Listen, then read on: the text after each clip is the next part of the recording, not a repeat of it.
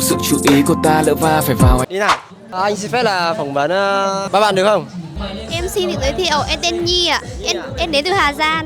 Dạ, hiện tại em đang làm công nhân ở Bắc Ninh này ạ. Bây giờ em làm ở Quế Võ đây luôn ạ. Đến đây chơi thì em thấy rất vui ạ. Thấy người dân tộc của mình tụ họp ở đây em thấy vui lắm. Rồi, thế thì khi em vào đến với hội này thì em có mục tiêu hay là có dự định gì? Ví dụ như là đến đây để kiếm người yêu hay gì đấy không? Cũng dự định kiếm người yêu nhưng mà không ai để ý mình cơ. Đấy, các ông nhá, ông nào mà để ý em đấy thì phải nhớ liên hệ tôi mới giới thiệu nhá, không là không giới thiệu đâu. Thì sang năm mới thì em có muốn gửi lời chúc gì đến gia đình, bạn bè và các bạn cùng trang lứa gì không? Năm mới thì em cũng kính chúc mọi người là làm gì được đấy ạ, kiếm ra thật nhiều tiền ạ.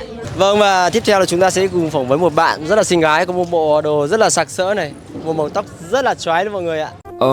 Sự chú ý của ta lỡ va phải vào ánh mắt của nàng rồi bùng lên trong tim. Và chúng ta sẽ cùng hỏi xem là bạn này đến từ đâu và công việc hiện tại đang làm gì nhá. Cái là mong sẽ là Em nói tiếng Mông thật bình thường nhá. của Hun Trà nọ của nhó Sơn La. 26 Sơn La chào anh em nhá.